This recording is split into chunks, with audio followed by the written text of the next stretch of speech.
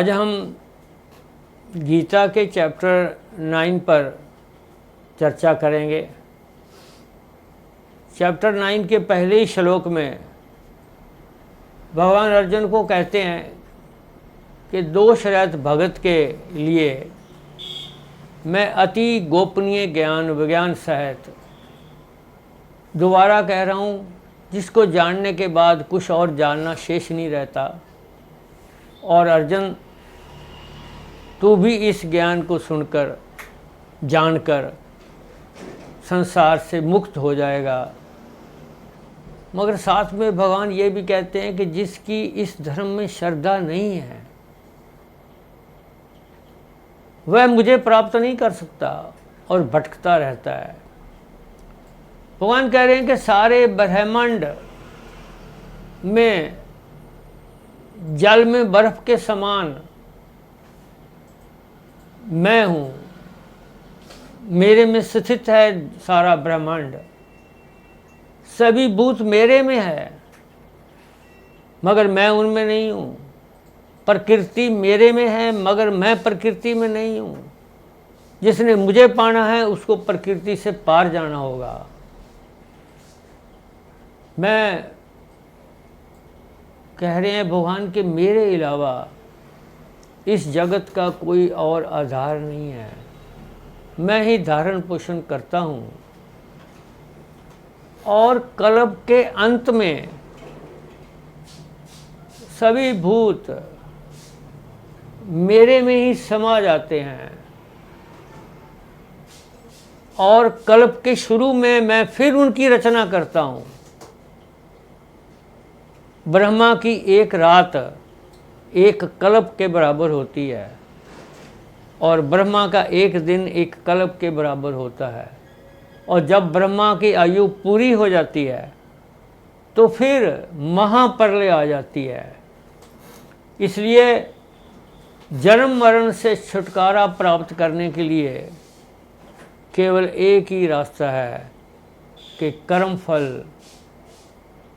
की आसक्ति के रहित कर्म करो। संसार में कुछ भी खत्म नहीं होता। हम आज हैं, कल भी थे और कल भी रहेंगे। भगवान आदि भी हैं, अंत भी हैं और मध्य भी हैं। कर्मों के फल भोगने के लिए भगवान कहते हैं मैं बार बार संसार को रचता हूँ। कभी ज़मीं पर, किसी शायर ने कहा कभी ज़मीं पर कभी आसमां पर विचरता हूँ, कभी जन्म लेता हूँ कभी मरता हूँ, कोई ठिकाना नहीं खाना बदोश हूँ दरवेश, आता हूँ जाता हूँ बस यही मैं करता हूँ। दुनिया में जब भगवान आते हैं इंसान के रूप में तो हम पहचान नहीं पाते। हम सोचते हैं कि हमारे साथ जो हंस रहा है, रो रहा है, बैठा हुआ है, ये कैसे भगवान हो सकता है। हमारे साथ से चल रहा है, काम कर रहा है, खेत में, घर में, दुकान में, तो कैसे भगवान हो सकता है। और अगर हम भगवान को पहचान लेते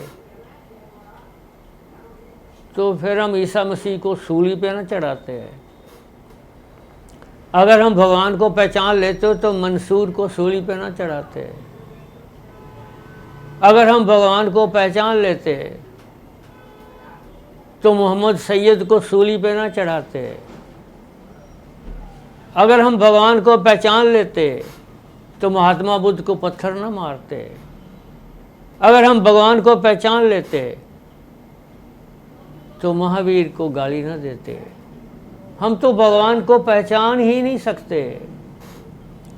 भगवान आगे कह रहे हैं कि जो मानव काम, क्रोध, मोह, लोभ, अहंकार और इंद्रियों को वश में करके उठते, बैठते, खाते, पीते मुझे याद करता है, और चोर हो, चाहे साधु हो, अच्छा हो या बुरा हो, वो कैसा भी हो, और उसमें मुझको देखता है। चांद में, सूरज में, धरती में, आकाश में, अग्नि में, सब जगह मेरा ही रूप देखता है तो वो मुझे पा लेता है। भगवान कह रहे हैं कि वैदिक रीति से किया हुआ यज्ञ मैं हूँ, उसमें जो अग्नि है वो मैं हूँ, और उसमें जो सब्दा है वो मैं हूँ, और उसमें जो औषध है वो भी मैं हूँ, और उसमें जो मंत्र पढ़े जाते हैं वो भी मैं हूँ, और ओम भी मैं हूँ। ओम से ही तो सब शुरू होता है और ओम में ही समाप्त हो जाता है। ये ओम मेरा ही नाम है और मैं ही अविनाशी बीज हूँ, और मेरी शक्ति के अलावा कुछ भी नहीं है इस दुनिया में। तो इसलिए भगवान आगे कह रहे हैं कि सत्य है, असत्य है, चाहे वो उसमें कुछ भी है, वो सब में मैं हूँ। सूर्य के रूप में मैं ही तपता हूँ। अब देखो ना, सूर्य जो है वही हमें जीवन देता है। अगर सूर्य ना निकले, ना हो, तो हमारा जीवन समाप्त हो जाए, और या सूर्य ठंडा हो जाए तो भी हमारा जीवन समाप्त हो जाए। कहते हैं कि 4000 साल तक सूर्य ठंडा होने वाला नहीं है, उसके बाद ठंडा हो सकता है। तो इसलिए जो ब्रह्मांड और श्रद्धा पूर्वक विश्वास करता है मेरे में, और भगवान आगे कह रहे हैं कि जो मानव श्रद्धा पूर्वक यज्ञ द्वारा अलग अलग देवताओं की पूजा करता है, वो भी मेरी पूजा है, क्योंकि देवता तो मेरे ही अंश है ना। भगवान कह रहे हैं कि जो उठते बैठते निरंतर चिंतन करता है, मेरा नाम लेता है, तो उसका जो संसार के भोगों की तरफ ध्यान हट जाता है, और उसका योगक्षेम मैं ही पूरा करता हूँ।